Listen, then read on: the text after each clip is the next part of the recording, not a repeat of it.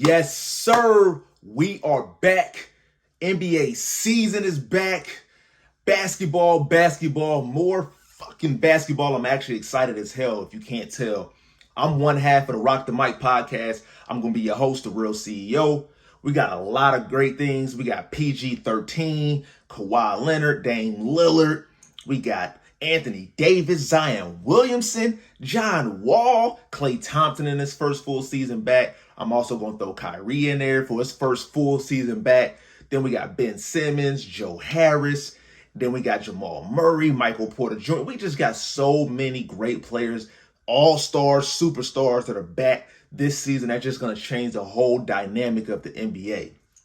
Last year, we were missing these players, and a lot of teams would have been a lot better if they had these key stars. So I'm actually excited to see what's going to happen this NBA season. On top of that, we got LeBron James. I'm just going to call it the LeBron watch when I'm watching the Lakers because that's pretty much all I'm looking for. Possibly, he will pass Kareem Abdul-Jabbar as long as he stays relatively healthy or he sits out relatively few games. He only needs about 55, 60 games to actually pass Kareem Abdul-Jabbar for all-time points. Over his career, he's averaging more than 25 points per game. So he only needs 55 to 60 games. We got Jokic back-to-back. 3 MVPs in a row, the first time to do it since Larry Bird. We'll get into that in the further details. But first, I want to start with the NBA preseason. So, in starting with the preseason, of course, I have to start with Zion Williamson. The Pelicans versus the Bulls, right? Zion Williamson, limited minutes, 15 minutes. He was 4 for 6 from the field. He had 13 points, look quick, look efficient, look athletic. He's slimmer, but he's also still toned up and still got some definition to him. Had a quick jab on a baseline with a dunk. I'm just excited to see what he's going to do this season. DeMar DeRozan finished out with 21 points, 5 for 9 from the field. Zach LaVine had 10 points, 3 for 6. And Vucevic, which they want to make it a point of emphasis to get him more involved this season, and they have got him more involved, at least within this first preseason game. We'll see how that translates into the season, but 15 points and 11 rebounds in limited action, a double-double. What more can you ask for? I want to go on next to the Jazz versus the Blazers. This is actually Dame's second game, but the Jazz versus the Blazers, I just wanted to see how Dame was looking. And this game, he looked pretty good. 6 for 10, 21 points, look faster, look quicker. I think as the season goes on, we're going to see more of that Dame Lillard that we've seen before. And I'm just glad he gets to play in the preseason because now all those little pregame jitters or whatever you want to call it, those rusty moments, he get that out. And I think as the preseason goes on, he's going to play longer minutes, as with all the other stars as well. Translate over to the Heat versus the Timberwolves. I mean, between him and Ja Morant in this preseason, Anthony Edwards is playing like this is a real NBA season game. He finished with 24 points, 9 for 15 from the field. I look to see what the Timberwolves are going to do this season. I think they're on a come up. They're not going to beat the Warriors. They're not going to beat the Nuggets. But I think they're on a come up. And I just like to see Anthony Edwards. To be real with you, we'll get into more detail about the teams, but he's more that alpha male in that team. For the Heat, Tyler Hero poured in 22.7 to 14 from the field. Bam also had 22 points, 9 to 17 from the field. And again, I'll go into depth about the teams later on. 76ers versus the Nets. For those who don't know it, I'm actually pro KD. I'm going to be real with y'all. I'm pro KD. I love KD's game. But I just wanted to see how Ben Simmons was going to play. 3 for 6 from the field, 6 points, 5 and 4 in limited action. Had a dunk, cut to the lane. I wanted to see when he was going to shoot his first actual shot. His first field goal was a dunk. He shot his first shot within 5 minutes in the first quarter. And then after that, he kind of just was like, all right, I'm in a rhythm now. Still passed up a few shots here and there, but for the most part, he got into his rhythm. Kyrie, 9 points, 4 for 8 from the field. Joe Harris had 2 threes, 2 for 7 for 6 points. He was looking a little, he had his first 2 shots was air balls, but he has been out for a while, so I'll excuse that. Move on to the Thunder and the Nets. I'll tell you what, Josh Giddey might be one of my new favorite young players, man. He just does it all. I just was talking to the beat man about this guy, and I think he's the new Westbrook. He's not as athletic, but he has his own athleticism. He's not going to dunk on you, but he's athletic going to the hole. He can jump with the right, finish with the left at the same time, or use the left and finish with the right at the same time. Quick, does it all. Points, rebounds, assists, anything you need, he got it. Jamal Murray was the key person I wanted to talk about, though. 10 points, 4 for 7. And in that second quarter, he actually had a little run by himself where he hit a jump shot, hit a three-pointer, and then buzzer beater at the end of the halftime. Kind of was, waving the crowd like, yo, I'm here now. So that was good to see, and that's good for his confidence. We need that confidence as basketball players sometimes. And I'm going through an Achilles injury myself, so that confidence to hit a few shots when you come back on that court for the first time is always amazing. Jokic didn't really do too much. He had 2 points. He only shot 1 field goal. I think he was just playing a play. It was more about Jamal Murray. Michael Porter, 12 points, 5 for 7 from the field. Moving on to the Magic versus the Grizzlies, as I said earlier, watch out for that Ja Morant guy, man. He was playing like this was an NBA season opener, and he wanted to make a statement. He's playing a passing lanes, 2 quick steals, had a 360 dunk, 22 points. He was looking amazing out there, to be honest. And I'm gonna speak on a Memphis Grizzlies a little bit later, but I think they're a team to watch as well. Trailblazers versus the Clippers. This was actually Dame Lillard's first game, but I'm bringing this up because of Kawhi Leonard and PG. I don't know if y'all seen, but Kawhi Leonard looking like he a bodybuilder this year. I want to see how that translates into the season.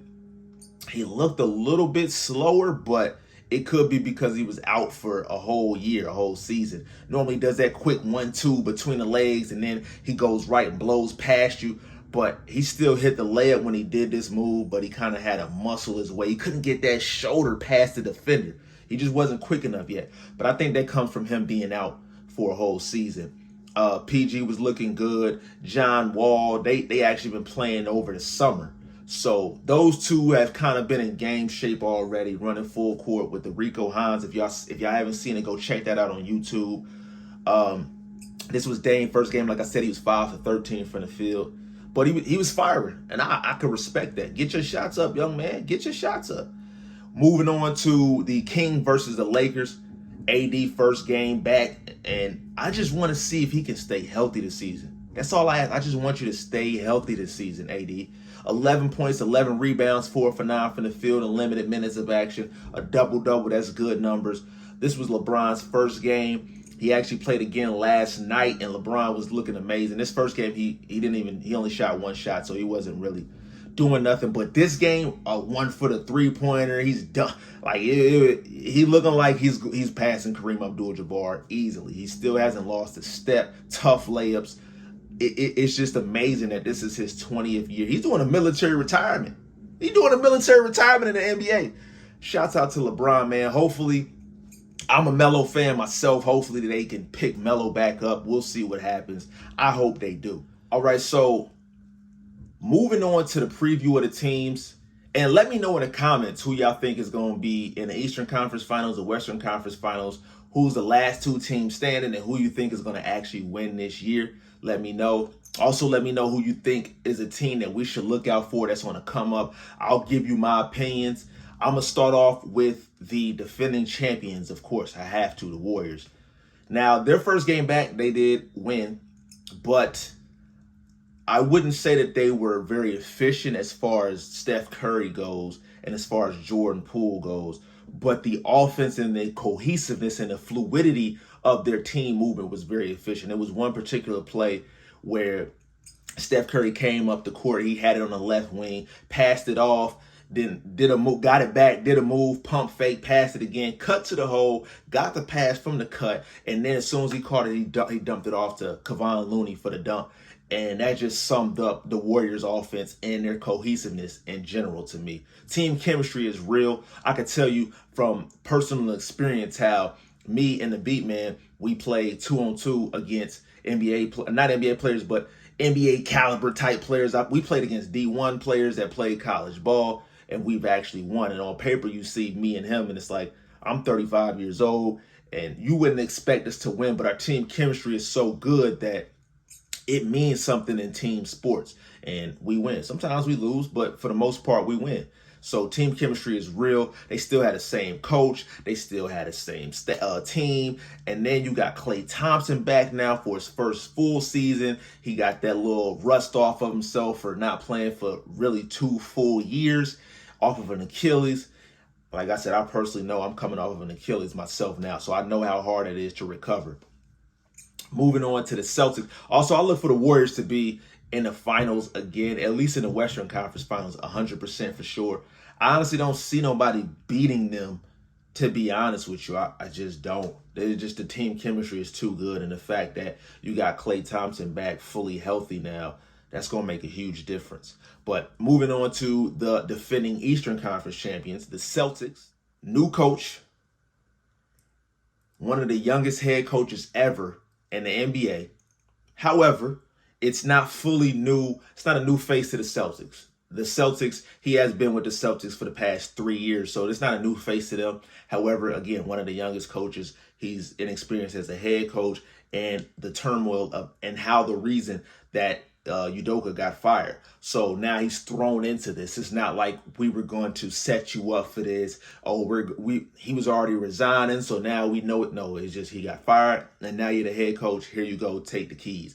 That's a big difference. So I want to see how that dynamic is going to play out. However, like I said, it's not a new face to the Celtics. We'll see. I'm going to make a bold prediction here. I'm going to say Jaylen Brown is going to be the leading scorer for the Celtics. I think he's going to finally pass that hump of all-star, not all-star. I think he's going to finally be that all-star, and he's going to average 27 and a half. Jason Tatum's going to be right there, 27, maybe 26 and a half. But I just think Jaylen Brown, with this new coach and the way he's been looking in the preseason and even in the playoffs last year, I think that this is his time to finally get over that hump of, oh, Jason Tatum. Jason Tatum knows it's going to be like, oh, damn, Jaylen Brown. We'll see how that works out for the Celtics as a team, but that's just my prediction. I look for them to be in the playoffs, be very competitive. I will even say they may make it to the Eastern Conference semis, or they could win to the finals. But just remember, however, last year, if Jimmy Butler hits that 3, we're talking about Miami Heat and the Warriors. And honestly, that whole Jason Tatum legacy, he's still a beast, but it may be different. So you just got to keep that dynamic in there. 1 3-pointer, it would have changed the whole dynamic of the Celtics. Moving on to the Nets. I just want to bring the Nets up because of the turmoil they've been having, but they got Ben Simmons back. He's actually playing. He was playing in the preseason. Once he shot his first jump shot, he was pretty good to go. He was comfortable. You got Joe Harris back. He airballed his first couple of threes, but once he got into the groove, after that, he went 2 for 4, or 2 for 5, I'm sorry. So good from 3-point range. If you ask me, that's 40%.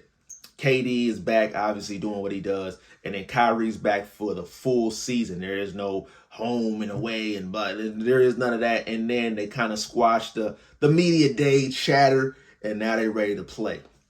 They did lose Blake Griffin, but I think as a team, it's really on the coaching to me, because I saw last year that one-on-one basketball, we all know that doesn't work in the NBA. Yes, you can win some games when you got great players, but team basketball, actually running plays, every great team, look at the Chicago Bulls and the Lakers under Phil Jackson running a triangle offense. The Warriors, they run that elevator screen. Every great team has offense. You don't just play one-on-one ball. That's a fact. But I look for them to be in the Eastern Conference Finals, maybe against the Celtics or probably against the Heat. We'll see. Moving on to Lakers. LeBron watch, like I said, they do have AD, a fully healthy AD. They got Westbrook back. Westbrook looked pretty exciting in a preseason game. He was already getting hyped. He was doing his thing, going to the hole, hit 2 threes. I look to see what he's going to do this season. If they're going to blame him again, who knows. But LeBron watch, right now, he's 1,326 points behind Kareem Abdul-Jabbar. If he averages 25 points per game, then he would only need 53 games to pass Kareem Abdul-Jabbar for most points all time, which is 38,388 points. Crazy, ridiculous. He is the only player to have 30,000 points, 10,000 rebounds, and 10,000 assists. And if he does it in 53 games, that will only be 1,419 games. 1,419 games before Kareem Abdul-Jabbar. That's ridiculous. I'm sorry, 141 games. I got my numbers confused. 141 games before Kareem Abdul-Jabbar. That's a whole season and a half. A whole season and a half before Kareem Abdul-Jabbar. And the fact that he's only played 60 games each year for the past couple of years since he's been on the Lakers. Just think if he was fully healthy. As he's getting older, the little nagging injuries and stuff like that. He had that one groin injury. So it's starting to catch up to him, but not necessarily. As long as he plays those 60 games, he'll be ahead of Kareem Abdul-Jabbar. And then he still has another year on his contract with the Lakers. We're going to look at a 40,000-point score. A 40,000 all-time point score. I never thought I would see that day, but we going to see it. Trust me. Memphis Grizzlies. Oh, man. They got Dillon Brooks back. He's like an upgraded Pat Beverly, honestly, because he's going to nag you. He's going to play defense full court. He's going to push you. He's going to get physical. He's going to let you know that he's there. But I say upgraded because he could score 18, 19 a game. Pat Beverly, we don't expect him to score 18, 19. Maybe 10, 11 if he get lucky, 15 points. He had a good season one time where he was averaging 14, but for the most part, it's 10, 11 points. Couple threes, great defense, steals in your face. He's going to have that Intimidator badge from 2K on your head. But Dillon Brooks is back. We're going to have Ja Morant looking nasty. Steven Adams just signed his new contract, so he's going to be good to go. Desmond Bain, Zaire Williams. Like, it's the Memphis Grizzlies. It's starting to look like the new Warriors because they're building upon the draft and they're not getting superstar free agents and stuff like that. And then Ja Morant ends up just turning out to be a superstar. And then Dillon Brooks ends up just turning out to be a crazy three-point threat. Desmond Bain, we saw what he was doing last year in the playoffs. So now you have these players who just keeps getting better and better, team development, and now they're a threat. I look for them to be in the Western Conference semifinals for sure, but I don't know if they're quite ready for the Western Conference Finals. Prove me wrong, though. I'd rather see you in there. Milwaukee, still no Chris Middleton. He's hurt again. He has a different injury. Last year was the MCL. This year is his wrist. It was bothering him, but he decided to actually get it fixed in the offseason. I look for Giannis to put up big numbers without Chris Middleton. That just is what it is. Drew Holiday, he's going to have to step up, and they're still going to be a playoff team, but is that slow start going to catch up to him? Because then once Chris Middleton comes back, you have to build that team chemistry back up. He's been going for so long. Now you have to get that rapport back together. And will that be enough to be in the Eastern Conference Finals or maybe the finals? Who knows? Clippers. Three big names we haven't seen. PG, Kawhi Leonard didn't play at all last year. John Wall didn't play at all last year. Even though he wasn't hurt, they just didn't want him to play in Houston. Just those three names in general, that's if they stay healthy, I look for each of them to play 65 games. If they each play 65 games, you might look at a 58-win team. A 58-win team, and if maybe just one of them is out at one time, like one of them get hurt and then they still had the other two players, again, I think they can get a 58-win season. I think they could be in a Western Conference Finals if they stay healthy. And if they playoff time, they're 100%, no nagging injuries, nothing wrong. They just good to go. Western Conference Finals easily. Trailblazers, they're not that good. I just want to see Dame, honestly. I'm a Dame fan. If you don't know, I'm a Dame fan. I wasn't at first, but I am now. He's coming back from that abdominal tendon issue. I want to see how he's going to handle himself. And he just signed his new extension and deal. He's a lifer with the Blazers.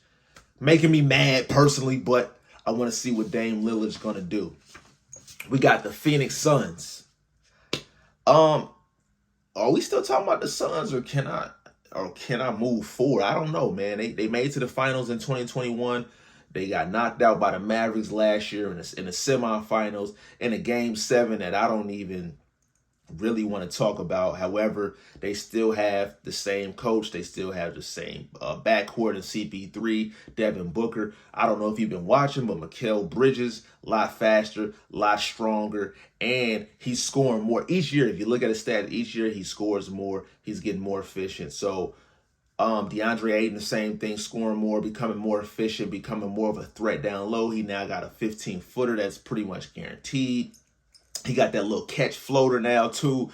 So they are team development. Their players are getting better, but I think their window was 2021, and they didn't win in that window, and now that window may be over with.